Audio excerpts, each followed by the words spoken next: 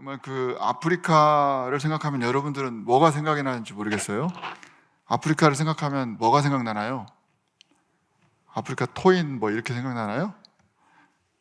아프리카를 가보신 분 한번 손들어 보실래요? 아, 완전히, 네. 여행사 하시는 우리 송 집사님만 가보셨군요. 정말 아프리카는 죽기 전에 한번 가봐야 할 나라, 그죠? 근데 요즘에는 그 미국 가는 것보다도 먼저 아프리카를 오는 경향도 많이 있어요. 그 아프리카를 멀다고 생각해서 안 오시는 분들이 많은데, 아프리카를 가는 방법은 간단합니다. 여러분 그냥 비행기표 끊어서 타면 가게 돼 있어요. 그러면 아프리카에 내려줍니다. 그러면 아프리카에서 제가 여러분들을 환영을 합니다. 그러면 아프리카에 온 거예요.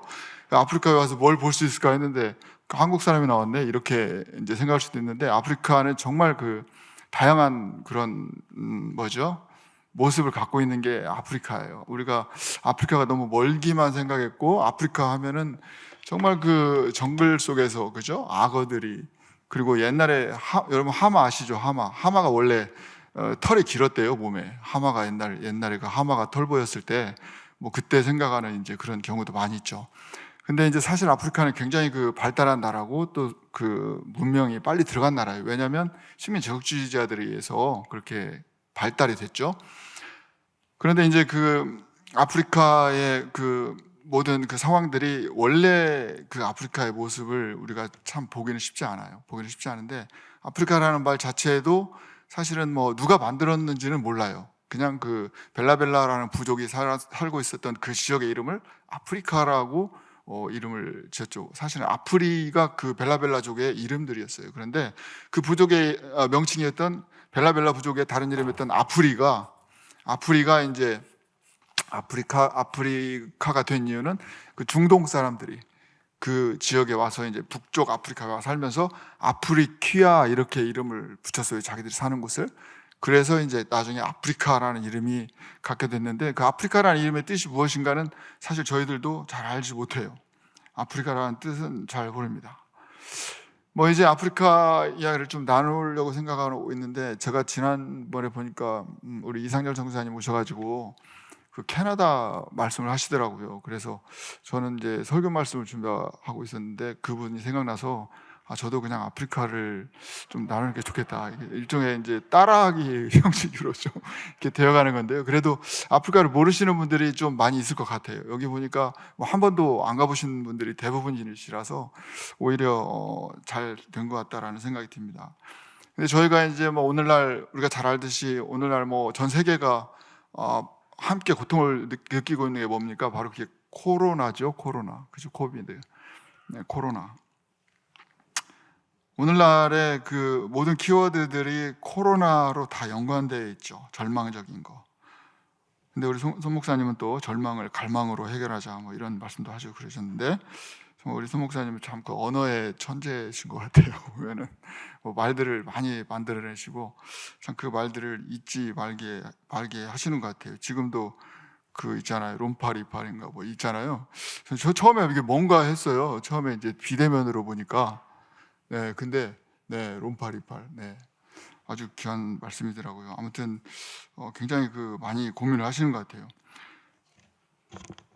지금의 키워드는 이제 그런 어떤 어려움들 속에 있기 때문에 대부분 이제 우리가 공감이 필요하고 함께 사는 공생 이런 것들이 많이 나눠지죠. 그리고 정말 어려움들 속에 있다 보니까 사람들이 그 함께 협력하는 거, 돕는 거, 그리고 또 무너졌던 것들이 이제 회복되는 거, 이런 것들이 많이 키워드로 떠오르죠. 그리고 상생 지원금도 굉장히 핫 이슈가 되는 그런 이야기고, 또 한 가지 또 제가 한국 와서 정말 그 좋다고 생각되는 게 바로 그 당근이었어요. 당근. 여러분 당근 아시죠? 예배 드리다가도 당근하면 얼른 열어보는 경우가 많잖아요. 그렇죠? 목사님 말씀을 안 듣고도 당근을 열어보는 경우가 많거든요. 당근을 제가 뭔지 몰랐는데 당신의 근처에 있는 마켓, 이렇게 그래서 당근 마켓이라고 하더라고요. 근데 제가 당근의 연례 보고서를 한번 봤어요. 그랬더니 굉장히 당근이 그 좋은 거더라고요. 그분들이 보고한 보고서에 자기들이 지난 한 해 동안에 150만 톤의 플라스틱을 생산하지 못하도록 막았다, 이렇게 말을 하더라고요. 다시 말하면 물물 교환함으로 인해서 만들어내야 할 것들을 다시 만들어낼 필요 없이 그냥 그것을 서로 계속 쓰게 만들어 준 거예요. 그러니까 어떻게 보면은 탄소 중립을 요구하고 지금 지구가 지금 온난화되고 또 온전히 지구가 망가져가고 있는 이런 상황에서 지구 지키기에 한몫하는 그 괜찮은 그런 거더라고요. 제가 뭐 당근을 광고 홍보하러 나온 건 아니고요. 저도 당근을 많이 쓰긴 해요. 뭐 여러 가지 사긴 하는데 정말 그 당근이 좋은 그런 역할들을 하더라고요. 그래서 그 당근도 어떻게 보면 이제 그런 키워드도 됩니다. 그러나 정말 이 시대에 정말 중요한 키워드가 뭐냐면 제가 뭐라고 말을 할 것 같습니까? 제가 말하는 키워드라는 뭐를 생각하실 것 같아요? 네? 어떤 거요? 도둑놈이 생각하는 건 도둑질이죠. 선교사가 생각하는 건 뭐겠습니까? 선교죠, 선교. 선교도 정말 너무 힘든 상황이 돼가고 있어요. 선교도 굉장히 코로나로 인해서 직격탄을 맞은 것 중에 하나죠. 옛날에 우리나라는 정말 엄청난 그 놀라운 부흥 역사가 있었어요. 여러분, 한국교회만큼 부흥 역사가 있었던 그런 그게 나라가 없어요. 한국교회만큼 또 순수한 복음을 전한 그런 선교사들이 없었어요. 전 세계에 여러분들이 눈을 씻고 찾아봐도 한국에서, 조선에서 일어났던 선교만큼 정말 그 순수한 복음의 열정을 가진 사람들이 이 조선에 와서, 조선에 올 때는 그들이 어떤 마음을 갖고 왔어요? 여러분이 헤론이라는 선교사를 들어봤을 수도 있어요. 헤론이라는 분은 미국 테네시주의 의과대학의 그 아주 유능한 학생이었어요. 최고 수재였어요.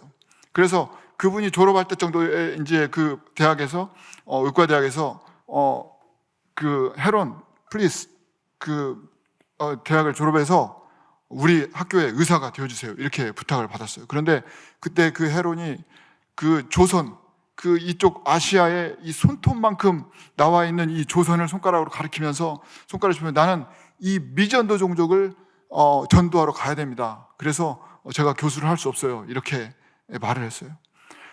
우리나라는 사실 미전도 종족에서부터 시작했어요. 우리나라는 전도 종족에서 시작한 게 아니에요. 절대로 최근에 태어난 우리 성도님들이라고 하기는 그렇지만 학생들은 우리나라에 태어날 때부터 원래 교회가 많은 줄로 생각할 수 있어요. 그죠?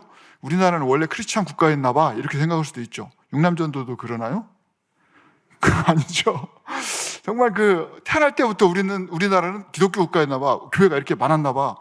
그렇지 않았어요. 우리나라는 완전히 미신에 쪄들어 있었고 정령을 숭배하고 있었고 무당, 박수무당 작두 타는 사람들 동네마다 하나씩 있었고요. 귀신 이런 사람 엄청 많았어요. 우리나라에는 그렇게 악한 영들이 선교사들이 가장 힘들었던 게 뭐예요? 조상을 숭배하는 것이 가장 힘들었다고 했어요. 그건 유교에서 온 거죠. 우리나라는 그렇게 선교하기 힘들었는데 우리나라는 그렇게 기독교 국가가 아니었어요. 그리고 그렇게 교회가 원래부터 많은 나라도 아니었지만 1884년에 선교사들이 오기 시작하면서부터 이제 그런 한국의 교회가 생겼는데 미전도 종족에서부터 생겼다는 것을 우리가 잊어버리면 안 돼요. 교회가 없는 나라에서 다시 말하면 하나도 누가 하나님을 부르짖지 않는 그런 나라가 이렇게 지금 세계에서 우뚝 선 그런 선교 강국으로 변해 있어요. 우리나라에서는 거의 2만 한 5, 6천 명 정도의 선교사를 세계에 파송했어요. 세계 두세 번째 되는 그런 선교 강국이 됐죠.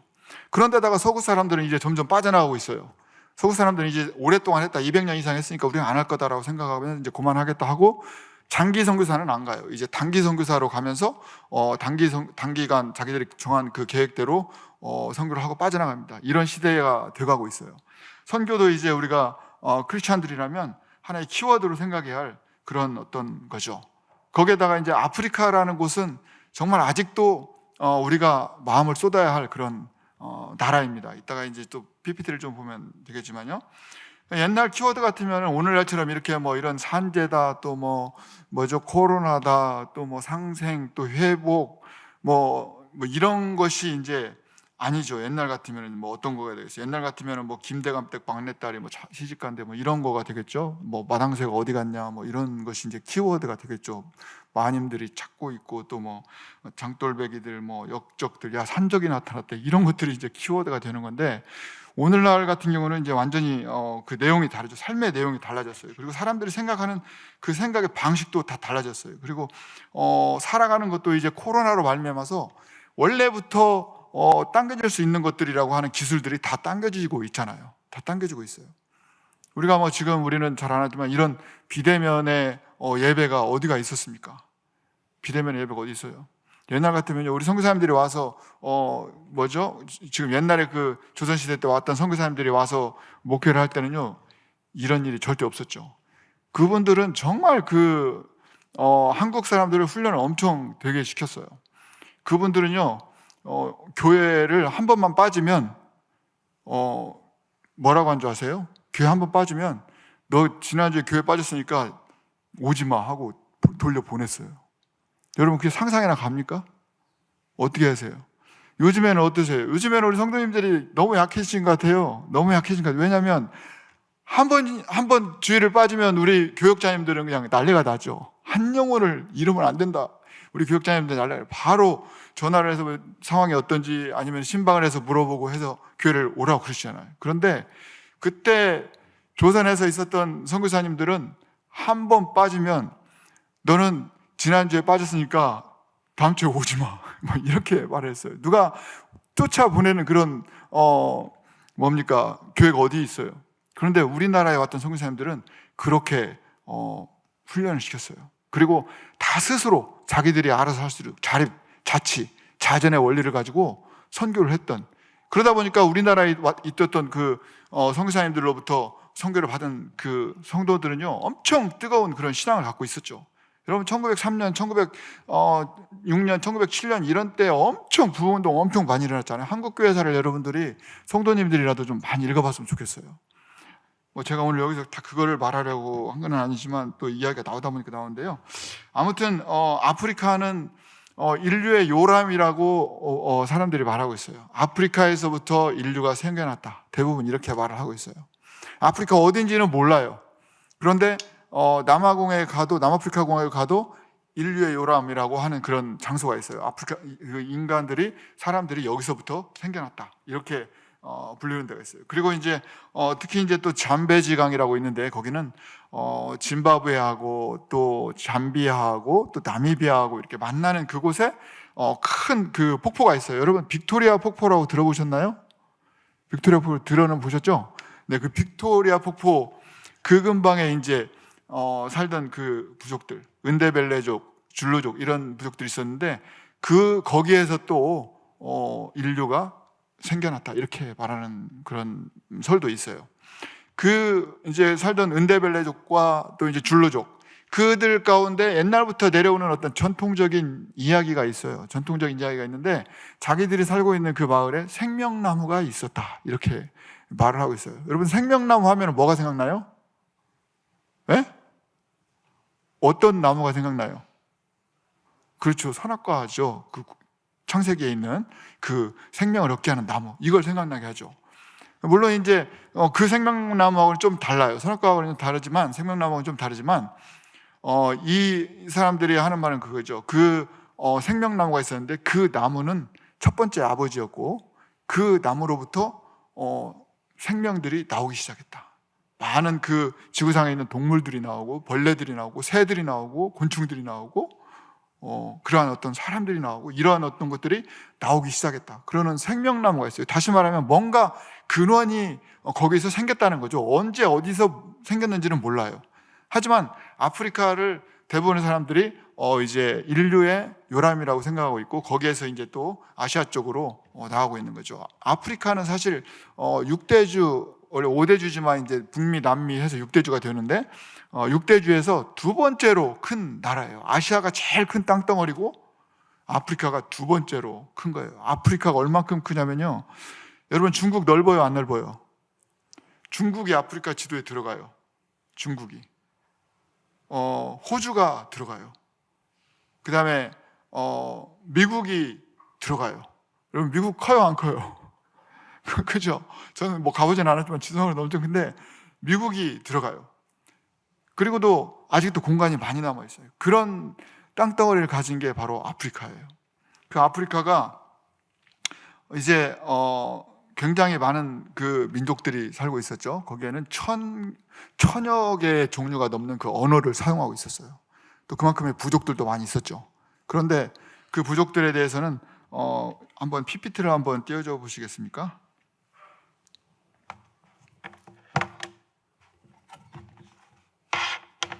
네, 아프리카 선교라는 이것을 통해서 한번 볼게요. 여기 보면 이제 아프리카라고 나오죠. 아프리카, 여기가 지금 현재는 아프리카가 55개국으로 되어 있어요. 55개국으로 되어 있는데 여기에는 3천여 민족이 있고, 또 이제 요즘 학자들, 옛날에는 그랬지만 지금은 2,000개가 넘는 언어가 있다. 그리고 이제 그 무지개의 영토다. 왜냐하면 너무나 다양한 민족들이 있기 때문에 무지개의 영토라고 불리고 있어요. 그 다음에 보면 이제 아프리카 민족들이 나오죠. 이게 이제 아프리카 사람들입니다. 아프리카 사람들의 모습은 굉장히 다양해요. 정말 비슷비슷한 것 같으면서도 다 달라요. 이들 중에 제가 섬기는 부족도 있어요. 어떤 걸까요? 어떤 부족일까요? 혹시 옛날에 제 선교 편지를 읽어보신 분들은 혹시 이제 아시겠지만, 그렇지 못한 분들은 또 전혀 모르실 수 있는데, 어떤 부족일 것 같아요? 이거 불 나오나요? 안 나오죠? 네, 저기 오른쪽에서, 여러분들이 보실 때 오른쪽에서 그 얼굴에 하얀 칠한 사람 있죠? 저 사람은 지금 성인식을 하고 있는 거예요. 성인식을 하고 있는 거고, 그 밑에 있는 부족, 머리 이렇게 2개 따서 내린 부족 있죠? 저 부족이 제가 섬기는 부족이고, 그 다음에 그 반대 대각선으로 가서 왼쪽에 밑에서 2번째 부족 있죠? 지금 아이들 둘하고 있는 이 부족, 그 부족이 똑같은 힌바 부족이라고 합니다. 힌바 부족. 무슨 부족이라고요? 힌바인데 이제 오바 힌바라고 그래요. 오바 힌바. 한번 해볼까요? 오바 힌바. 제가 다 압니다. 여러분, 오바 힌바족을 놓고 한 번도 기도 안 하신 분도 계시죠? 솔직히 말해보세요. 우리 김경승 간사님은 늘 하시니까, 뭐 이름은 몰라도 뭐 그냥 반 그 부족 그거 알아서 해주세요. 하나님 그 기도하시는 거 다 알아요. 다 아는데, 저 부족이 힌바 부족이에요. 오바 힌바. 저 부족은 정말 놀라운 부족이에요. 지금까지도 전기수도 하나도 없어요. 지금까지도 소똥집을 짓고 볕단으로 이렇게 지붕을 얹고 그 집 소똥집 안에 불을 피우고 거기 살고 있어요. 저도 물론 이제 저 부족 사역을 하니까 소똥집에서 거의 많이 살죠. 제 아내는 이제 아이들 학교 보내고 해야 되니까 잘 오지를 못하는데, 제가 소똥집에 살다가 이제 집에 제가 쓰던 담요를 가지고 제 아내에게 갖다 주면 아내가 아무리 빨아도 불 냄새가 안 없어진다는 거예요. 아무리 빨아도 불 냄새가 안 없어진대요. 저는 속으로 그러죠. 불 냄새를 왜 없애? 그 냄새가 구수하고 괜찮은데, 이렇게 생각하는데 제 아내는 그 냄새를 빨아 없애야 되는 거잖아요. 빨아서. 그런데 그만큼 이제 불을 많이 떼요. 불을 많이 떼고 그 속에서 이제 저도 이제 밥도 해 먹고 그러는데, 어떤 때는 또 저도 라면 같은 거 끓여 먹고 싶잖아요. 그러니까 이제 몰래 저녁에 이제 그 소똥집에서 불을 피워놓고 이제 라면을 냄비에다가 끓여 먹습니다. 그런데 또 힌바 아이들은 굉장히 귀가 밝아요. 굉장히 귀가 밝아가지고 뭔가 딸그락 하는 소리가 제 소똥집에 났다 하면은 어느새 와가지고 딱 돌아가지고 앉아 있어요. 아무 말도 안 해요. 물을 넣고 물이 끓을 때까지 아무 말도 안 해요. 저는 속으로 얘네들 좀 갔으면 좋겠다 생각했는데 안 가요. 라면을 이제 물을 끓이는데 라면 안 넣을 수가 없잖아요. 라면 봉투를 뜯고 있으면은 이제 계속 쳐다보고 있어요. 그 속에 뭐가 나오나. 라면이 나오면 이제 제가 꺼내가지고 이렇게 뽀개서 이렇게 집어넣죠. 안 가요. 계속 안 가. 계속 쳐다보고 있어요. 신기한 듯이. 걔네들도 뭔가 알아요. 이게 먹는 거라는 걸 알아요. 먹는 거 알기 때문에 안 갑니다. 그래서 계속 이제 뭐 느리게 하면서 넣었는데, 결국은 라면 다 집어넣고 부글부글 끓이는 거죠. 끓이는데 이제 좀 지나면 펑펑 부를 것 같은데도 안 가요. 그러면 이제 어떻게, 저는 이제 결국은 이제 꺼내가지고 그 냄비 뚜껑에다 해가지고 이렇게 한 젓가락씩 줍니다. 그러면은 또 이제 그거 먹어요. 그럼 한 숟가락 받았으면 가야 되는데 안 가요. 국물이 남았잖아요. 저 국물도 이제 먹어야 되는 거예요.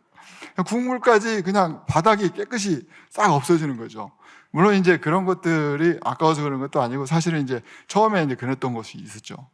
근데 이제 정말 순수한 마음들을 가지고 있고 거짓말을 할지 모르는 그런 부족들이에요. 그런 부족들이 이제 힌바 부족이고요.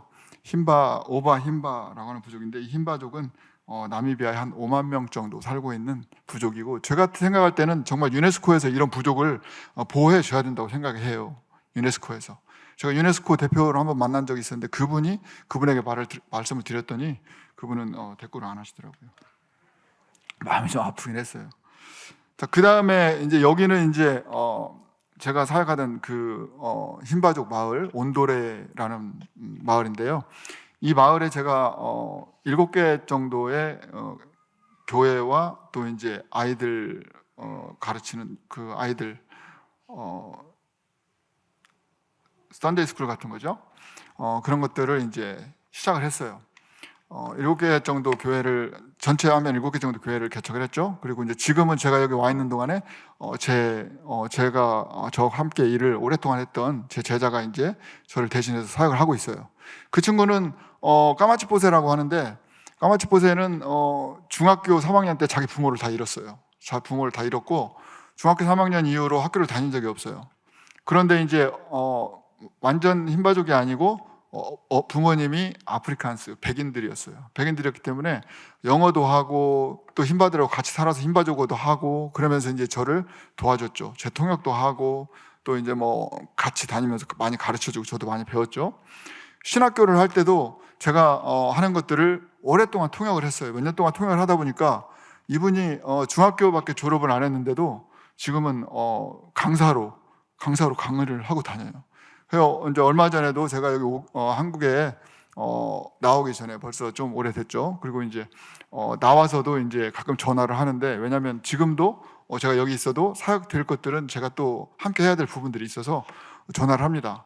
뭐 지금 뭐 하세요? 그랬더니 자기 바쁘대요. 그래서 뭐 하는데 이렇게 바빠요? 그랬더니 지금 강의하러 간대요. 그래서 무슨 강의를 하나 하고 속으로 궁금해가지고 무슨 강의하러 가세요? 그랬더니 목사님들 모아놓고 목회학 강의하러 가요. 그러는 거예요. 중학교밖에 안 나왔는데 저하고 통역을 한 2년 넘게 했어요. 사실 그 2년 넘게 계속해서 하면서 같이 또 그 학교 말고 다른 데서 하는 것도 같이 했기 때문에 이분이 이제 그런 것들을 다 배운 거죠. 정말 그 예수님의 그 방법이 그거 똑같은 거 아닌가 싶어요. 예수님의 그 교육 방법도 내나 똑같잖아요. 그죠? 같이 있으면서.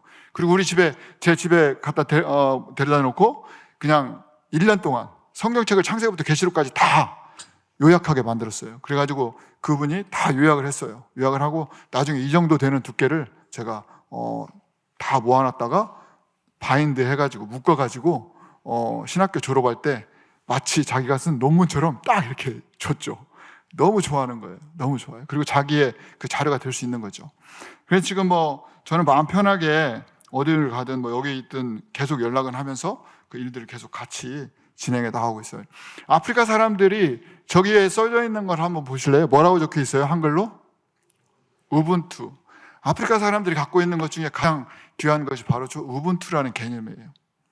우분투 들어보신 적 있으세요? 전혀 없으시죠? 이게 정상인 거예요. 그게 비정상은 아니고 정상이에요. 여기 모정상 권사님 계신가요?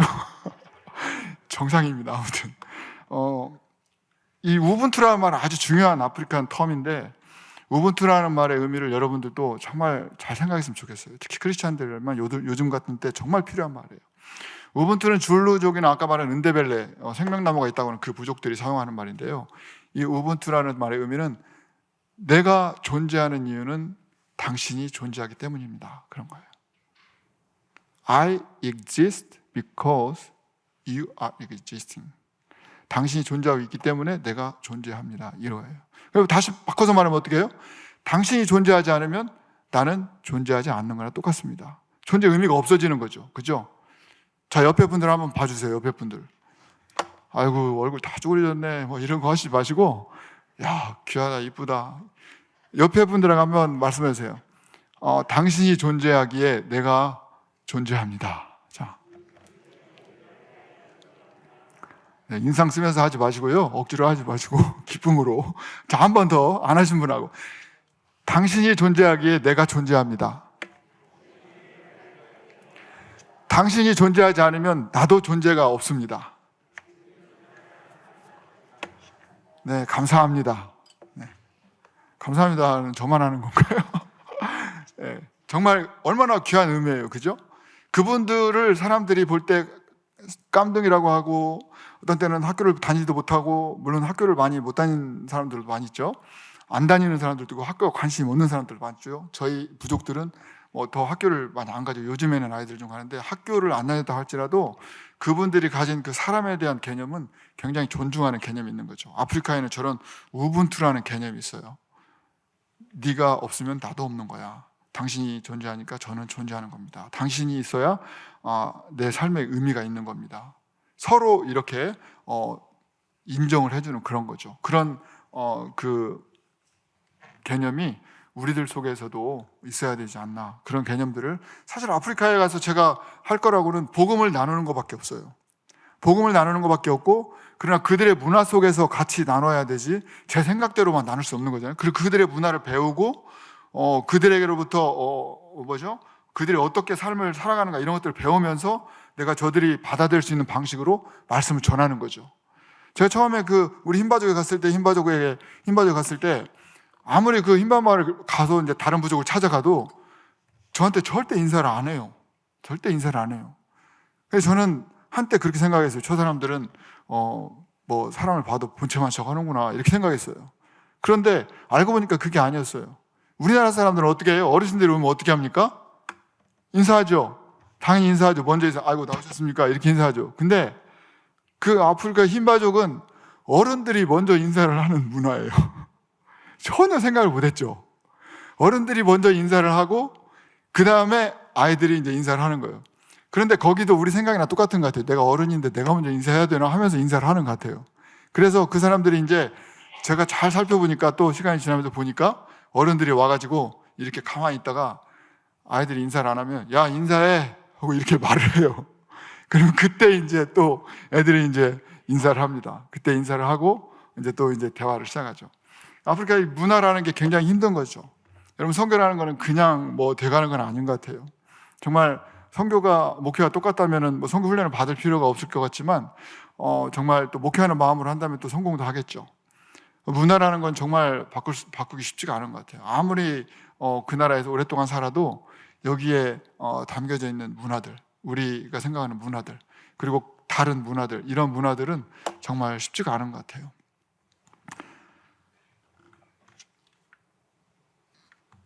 우분투라는 걸 여러분들이 좀 잘 기억해 주셨으면 좋겠고요. 이렇게 좋은 마음을 갖고 있는 그 아프리카 사람들이 이제 위기를 맞게 됩니다. 여기 보면 1884년, 1885년까지 이제 베를린에서 열린 콩고 회의라는 그런 회의가 유럽 사람들, 세계 열강들, 그런 사람들, 러시아와 미국을 포함해서 그 사람들이 베를린이라는 곳에 모여서 회의를 합니다. 그 회의는 다른 게 아니라 콩고강 유역에서 생겼던 그 분지 확보에 따른 어떤 냉전, 이런 것들이 유럽과 이제 이 백인들 국가에서, 식민 제국주의 국가에서 생겨난 거죠. 이제 그 벨기움 왕이 그 콩고 분지의 어떤 일부분을 갖고 싶어 했고, 그 전에 이제 다른 사람이 그 콩고 분지 일부를 소유하니까 나도 갖자 하면서 나중에는 서로 막 무분별하게 아프리카로 들어오기 시작한 거예요. 아프리카로 들어와서 그 땅을 빼앗으려고 했던 이유는 다른 게 아니고 그들의 그 산업혁명이 계속 진행됐기 때문에 그래요. 1차 산업혁명이 이제 2차로 가고 2차가 3차로 가고 막 이런 상황이 되잖아요. 1차, 2차로 가면서 그들이 자원이 필요했던 거예요. 자원이 필요하니까 일본 사람들도 우리나라에 와서 식민지 할 때 우리 자원 다 캐갔잖아요. 그죠? 그들도 이제 식민 제국주의의 모습으로 그렇죠. 그러면 그 산업혁명이 계속 발달을 해야 되는데 자원이 없으면 못하니까 자원을 뺏기 위해서 아프리카로 다 온 거예요. 아프리카로 와가지고 그들이 갖고 있는 모든 것들을 착취해갔죠. 그때 불행히도 선교사들도 같이 들어왔던 거예요. 선교사들이 들어와가지고 그 사람들을 이렇게 선교한다고 어떻게 되겠어요? 여러분 잘 아는 그 데스몬드 투투 교수 있죠? 데스몬드 교주, 그 앵글리칸인가요? 그 데스몬드 투투 교주가 그런 말을 했어요. 선교사들이 와가지고 자 기도합시다 해가지고 기도를 한참 눈을 감고 하고 이제 눈을 떠보니까 자기 손에는 성경책이 들려 있는데 선교사들 손에는 금덩어리가 들려 있더라. 이런 이야기를 했어요. 다시 말하면 기도하고 눈 깜짝한 사이에 완전히 바뀐 거죠. 그들로 하여금 완전히 다 뺏겼다. 이렇게 말하는 거죠.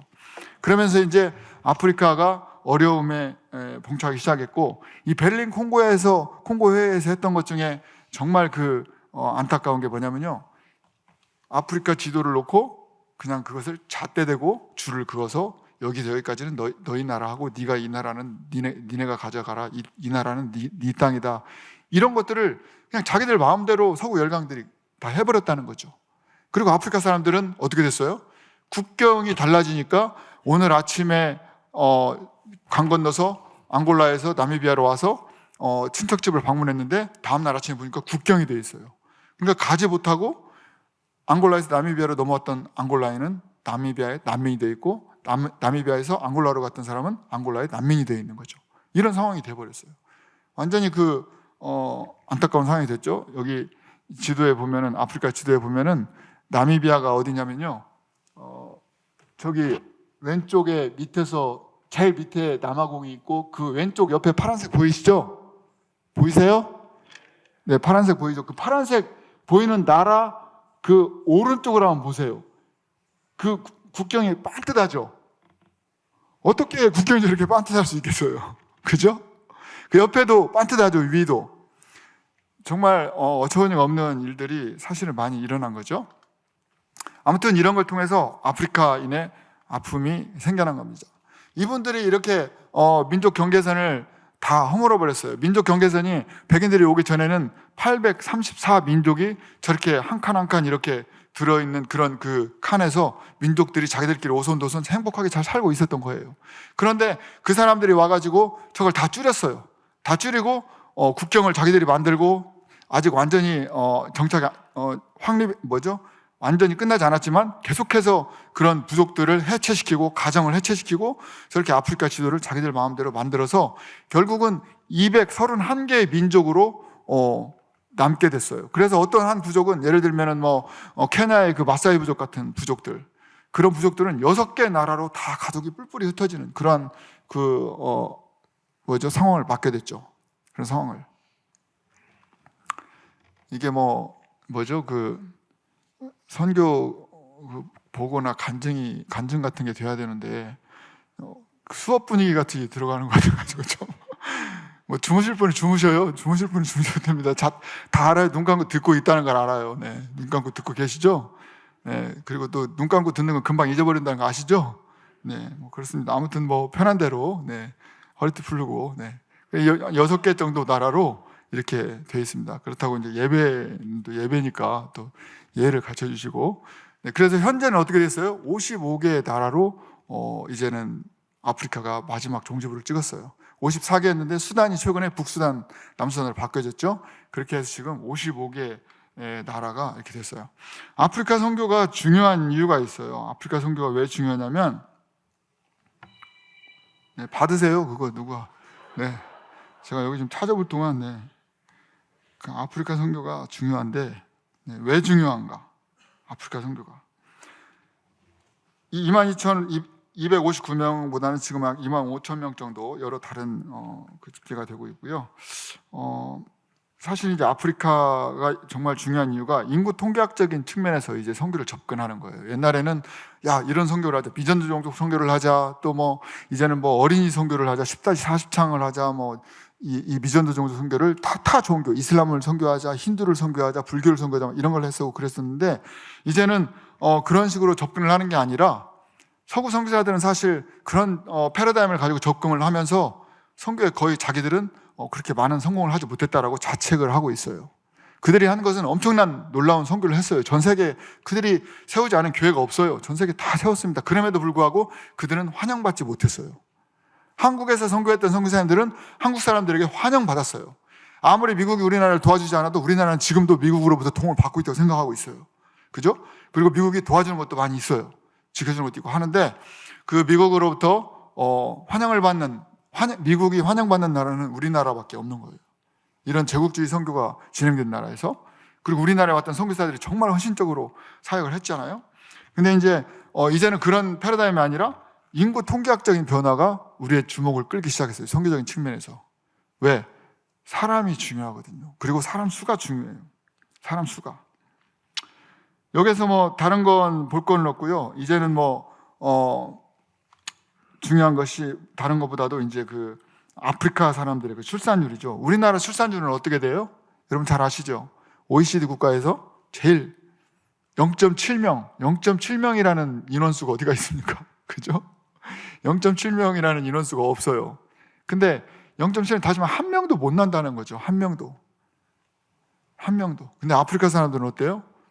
아프리카 분들은요, 굉장히 제 아내도 남아공에서 있을 때 그 대학병원에서 출산했는데요. 건강해요. 금방 출산하고 한 명 금방 또 날 것 같아요.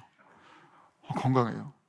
제 아내는 힘들어하는데 그분들은 벌써 일어나가지고 막 그 빨래하고 뭐 자기 옷 하고, 너무나 대단해요. 우리 흰바정 마을도요, 그 12명이 있었는데, 제가 저기 그 수도에 가서 조금 있었더니 벌써 13명 되고, 또 조금 어디 한 번만 갔다 오면 14명 되고, 나중에 15명까지 됐어요. 그분의 집에 가면은 큰 솥단지 하나 있어요. 솥단지가 이만해요, 진짜. 이만해요. 그리고 그 솥단지 하나로 사람들이 다 살아요. 애들은 솥단지만 바라보고 있어요. 솥단지가 굉장히 무겁죠. 무쇠 솥단지죠.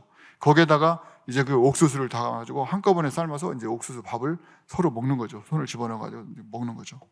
그리고 이제 다 먹으면은 거기도 옥수수 그 누룽지 같은 게 붙어 있어요. 그거 뜯어 먹는다고 또 막 이렇게 난리를 치고 그러죠. 그리고 그것을 웬만큼 뜯어 먹었다면 엄마는 가가지고 애들 쫓아내고 솥단지를 뒤집어 놓습니다. 이제 다시 끼웃거리지 말라고. 안타까운 모습이기도 해요. 모습이기도 한데, 아무튼 제가 들고자 하는 말은 솥단지를 뒤집어 놓는다가 중요한 게 아니고 출산을 많이 해야 된다. 그죠? 출산 장려 운동을 해야 돼요. 출산 장려 운동. 우리나라 없어진대요. 나중에 100년 지나면 대한민국이 없어진대요. 없어지면 되겠어요? 지구에서 사라질 나라. 1등 되면 안 되잖아요. 다른 거 1등 해야지. 그죠? 근데 살기가 힘드니까, 삶이 힘들고 그러니까, 생활이 쉽지 않으니까 구조적으로 그런 상황도 되지만, 그런 어려움이 있는 분들은 염려하지 말고 저기 아프리카로 다 오세요. 아프리카로 다 오시면 마음 편하게 사실 있어요. 근데 희한한 건 있잖아요. 그렇게 아무것도 가지지 못한 흰바들도 애들 12명, 15명 막 축구팀 한 팀 만들 만큼 이렇게 출산해도 다 살아요. 다 살더라고요. 그리고 교육을 못 받아요? 선교사님들이 다 가르쳐 줘요.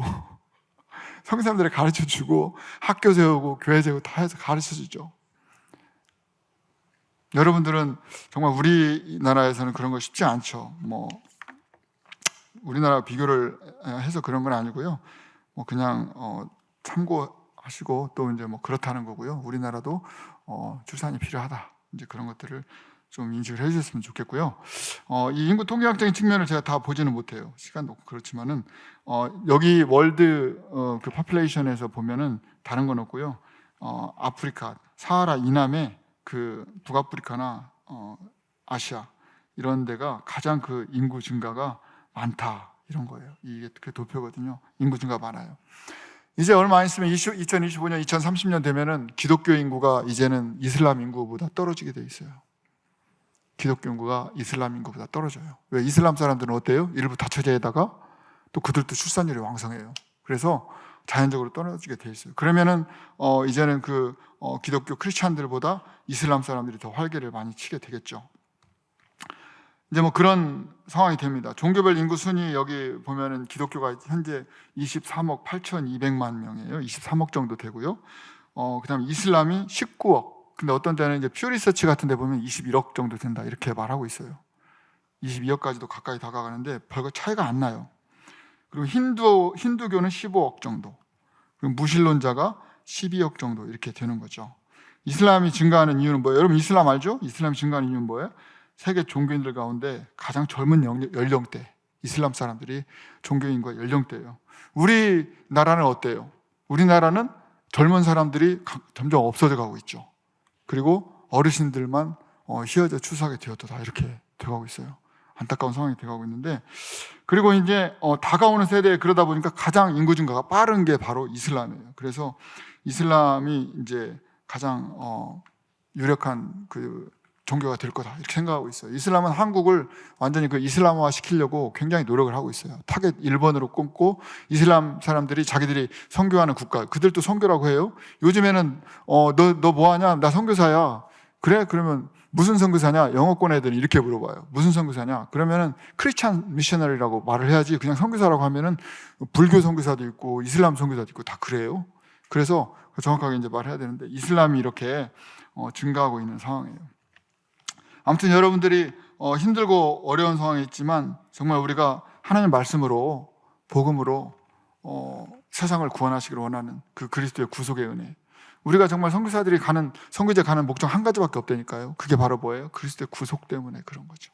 그리스도께서 나를 구속하신 것처럼 저들도 구속함을 받도록 하는, 그것이 선교사들이 하는 겁니다. 선교사가 선교지 가가지고 뭐 놀고 뭐 그런 것도 아니고요. 정말 뭐 어려운 일들도 많이 당하죠. 저나 제 아내도 선교지에서 내가 살아있구나 이런 것들을 이해하게 시켜주는 것들이 많이 있었어요. 뭐 이런 것들 있잖아요. 이런 것들도 몇 번 있었고. 아무튼 뭐 아시는 분들은 또 아시죠. 올해 이렇게 우리 교회에 오신 분들. 모르시는 분들은 아마 전혀 모르실 거예요. 정말 뭐 죽음 직전에서 살아가는 경우도 많고요. 정말 그런 적들이 많지만 선교사들이 뭐 저만 그런 건 아닌 것 같아요. 많은 사람들, 요즘에 특히 더 그렇죠. 미얀마도 얼마나 위험합니까? 군부 테러가 일어나서. 정말 그 속에도 선교사들이 많이 있고, 전 세계 우리 한국 선교사들이 가장 열심을 품고 하고 있어요. 그리고 이렇게 많은 선교사를 파송한 우리나라가 이제 서구 선교사들이 선교 현장에 빠져나오면 그 뒤를 이끌고 나갈 그 선교의 주체가 바로 한국 교회거든요. 한국 교회가 약해지면 세계 교회가 약해지는 거예요. 한국 선교가 약해지면 세계 선교가 약해지는 겁니다. 믿습니까? 5분밖에 대답을 안 하시는 것 같은데 믿습니까? 네, 진짜예요. 그게 농이 아닙니다. 제가 여러분들에게 또 마지막으로 한 가지 말씀드리고 싶은 것은, 아무리 어려운 상황이라 할지라도 여러분들의 한 분 한 분을 하나님께서는 다 보고 계시고, 하나님께서 여러분의 일생을 처음부터 끝까지 다 알고 계신다는 것을 말씀드리고 싶어요. 이제 여러분들 제가 여러분들에게 하고 싶은 것은 짧은 저에 대한 간증이에요. 시간이 이제 거의 다 5분밖에 안 남았는데 5분밖에 안 남았는데 하면서도 시간이 가니까 빨리 말을 해야 되는데 하면서도 시간이 가네요. 아무튼 여러분들에게 제가 그 말씀을 드릴 수 있는 이유는요, 정말 놀라운 그 일이 제 삶 속에서 있었기 때문에 그런 거죠. 선교를 나가기 전에 정말 하나님을 알지 못했어요. 어렸을 때부터 그냥 교회 나가는 신앙, 아빠 따라서 가고 뭐 아버지가 가니까 모태신앙, 그거로 이제 교회를 다녔지만, 나중에 제가 23살에 하나님을 만났을 때, 그때 하나님께 정말 어떻게 만났냐면 성경책을 통해서 만났어요. 성경을 읽으면서 그 말씀이 살았고 운동력 있는 것을 알게 됐고, 그 성경의 하나님 말씀이 저의 모든 것들을 완전히 분해시키고 완전히 그냥 갈아버리고 저의 정체를 완전히 나타내고 제가 누구인가를 보여주고, 더럽고 추한 이런 모든 것들을 다 보여주고 필름처럼 이 눈앞에서 다 지나가게 만드시고 회개하게 만드시고, 그럼에도 불구하고 우리는 또 계속해서 죄를 짓고 만들고 막 그래 가는 거죠. 그러는데 그렇게 하나님께서 저를 부르셨어요. 저를 부르시고, 이제 제가 결국은 이제 제가 하나님을 땅끝까지 증거하는 증인이 되겠습니다. 그리고 말씀을 땅끝까지 증거하겠습니다 하면서 정말 전도도 엄청 많이 했어요. 전도도 무지했어요. 하루에 몇십 명을 했었는지 모르겠어요. 30-40명 정도 했던 것 같아요. 왜냐하면 제가 그 기도원 성경책을 갖다 놓고 이렇게 매일 나눠줬었는데 300권을 받아갖고 왔는데 10일이 채 못 갔으니까 거의 그랬던 것 같아요. 피곤할 정도로 전도를 하고 다녔어요. 그리고 하나님 땅끝까지 복음을 전하겠습니다라는 것의 의미를 나중에 알았어요. 그것이 바로 선교였어요. 저는 선교도 모르고 뭣도 아무것도 몰랐어요. 그냥 일반 대학교를 다니다가 그렇게 만났기 때문에. 그래서 이제 선교라는 걸 하고 이제 하나님 앞에 기도를 하기 시작했는데, 선교를 하는 걸 보니까 막 돈이 필요한 거예요. 그죠? 왜 돈이 필요해요? 비행기 값도 있어야 되잖아요. 근데 비행기 값이 없는 거예요. 하나님 앞에 엄청 때를 많이 썼어요. 제가 다니던 교회도 아닌 다른 교회 지하실에 가서 거의 매일 하나님께 막 때를 쓰면서 기도했어요. 하나님, 저 이거 땅끝까지 증인이 되려면은 비행기 값이라도 있어야 되는데 누가 비행기 값도 주지 않는데 제가 어떻게 갑니까? 하나님, 누구라도 붙여주세요. 비행기 값 주세요. 막 때를 썼어요. 때를 쓰고 막 하나님께서 잠잠하시고 조용하고, 어떤 때는 그 지하실 밑에서, 여러분 전기불도 안 켜져 있는 캄캄한 지하실에서 기도해 보신 분 계세요? 어느 날인가는 막 기도하고 있는데 저기 그 지하실 뒷문에 하얀 옷을 입은 누가 딱 이렇게 손을 딱 하고 서 있는데 발이 안 보여요. 그렇게 딱 서 있는 거예요. 그런 느낌이 들어서 확 뒤를 돌아본 적도 있고 그러는데, 아무튼 그 지하실에서 하나님께 저 죽여주세요 난리를 쳤어요. 그냥 하나님 잠잠하시라면 죽여주세요, 이거 땅끝까지 복음 증거하지 못하게 하면 죽여주세요. 진짜 엄청 많은 때를 썼거든요. 그때 하나님께 저에게 모든 것들을 보여주셨어요. 옛날에 저의 모든 죄를 보여주신 것처럼 저의 일생을 보여주셨어요. 제 앞에 모든 것들을 다 제가 섬겨야 할 부족, 그 부족, 제가 그때 봤던 부족이 흰바 부족이에요. 제가 우리 동학교에서 아프리카로 파송을 받고 이 흰바 부족을 찾으러 남아공에서 한 거의 7년이 걸렸어요. 남아공 주변에 있는 많은 나라들, 그죠? 주변에 있는 짐바브웨, 잠비아, 모잠비크, 아니면 탄자니아 국경까지 다 찾아다녔는데 없는 거예요. 그런데 2007년에 제가 이 부족을 만났어요.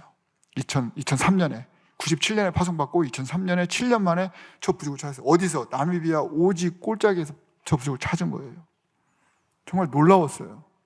그리고 또 시간이 없어 그러는데 하나님께서 저에게 주셨던 비전이 뭐였냐면요, 네가 20년 정도 지나면 너는 국내에 와서 선교를 위한 동원과 선교를 위한 훈련을 시킬 것이다, 이렇게 저에게 말씀해 줬어요. 여러분들 이거 못 믿으시죠? 믿어요?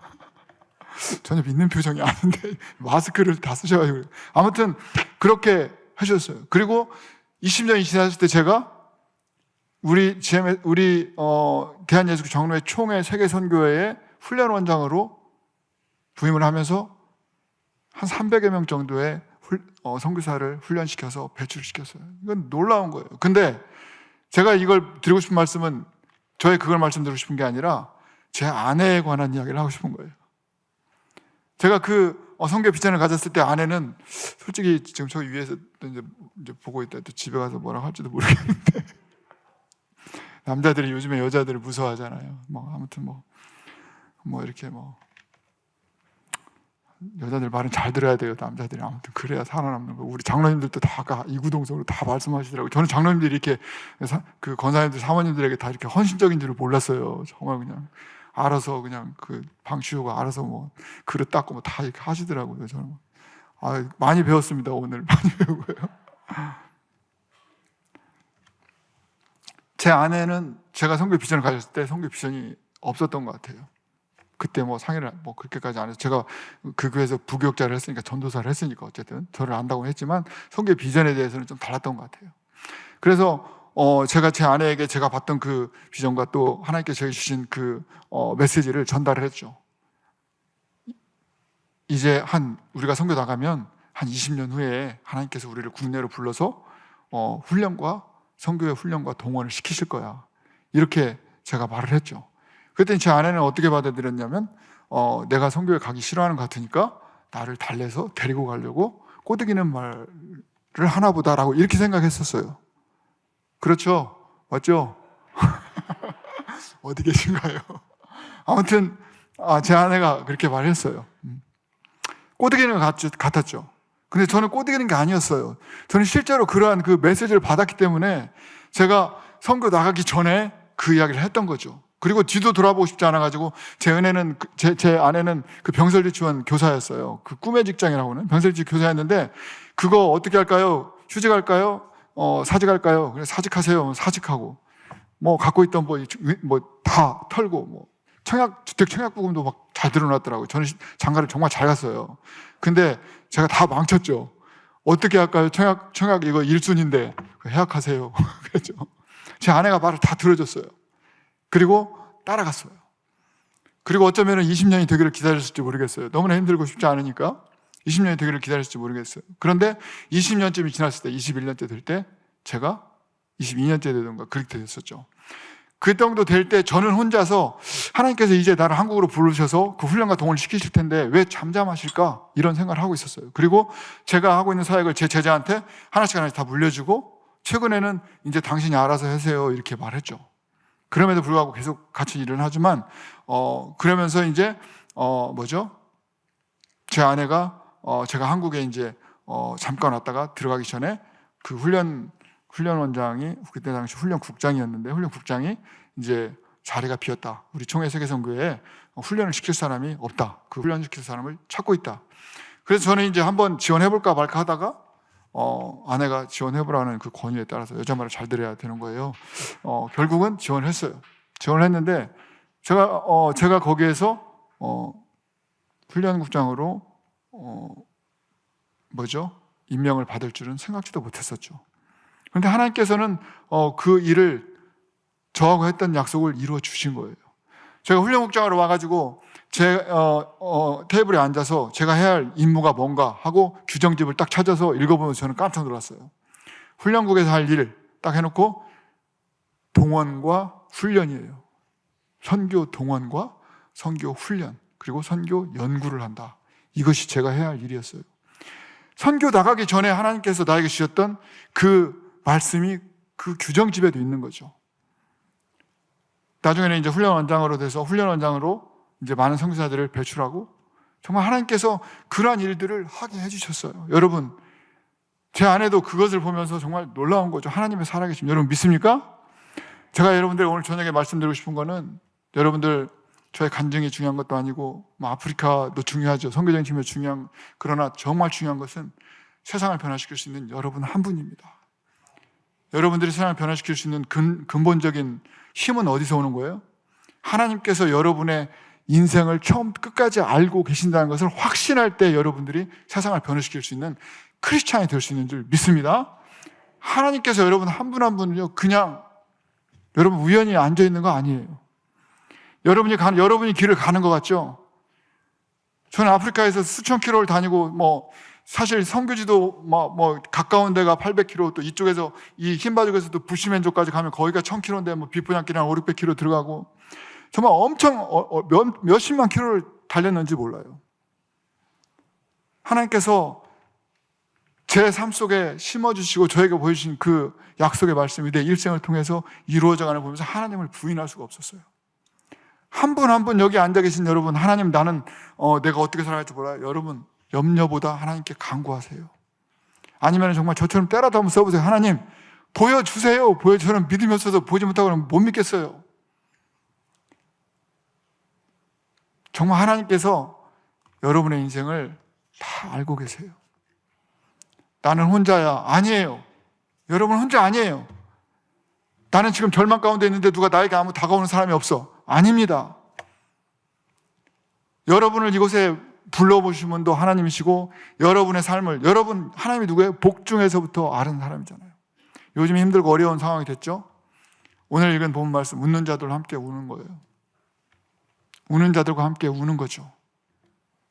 왜? 우리가 하나님의 사람이라는 것을 확신하고 하나님께서 나와 함께 한다는 것을 분명히 믿기 때문에 이제는 다른 사람의 모습으로, 그죠? 우는 자들과 웃어줄 만한 여유가 있는 거죠. 내가 갖고 있는 것 때문에 여유가 있는 게 아니라 하나님이 나와 함께 계시기 때문에 내가 마음에 여유가 있는 거고 믿음이 부유하게 된 거죠. 그것이 나를 다른 사람으로 만들어주는 거죠. 내가 어떻게 웃는 자들과 웃겠어요? 나는 웃고 싶어도 내 상황이 그런데 어떻게 웃겠어요? 우는 자들과 내가 어떻게 울겠어요? 내가 울어도 지금 속 시원하지 못할 판인데 어떻게 울겠어요?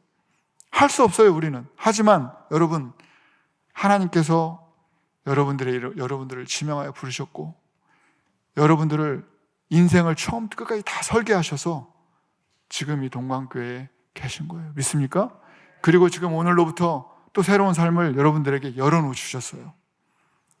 그 삶을 위해서 또 하나님께서 여러분들에게 맡겨주셨던 그 사명들 있으시다면 그것들을 위해서 기도하시고 또 여러분의 기도 제목들이 그냥 여러분들의 삶에 연관된 것이 아니라 하나님께서 여러분들의 삶 속에 심어놓으신 하나님께서 듣고 싶어 하시는 그 기도 제목이기에 여러분들이 마음껏 부르짖을 수 있는 거예요. 하나님께.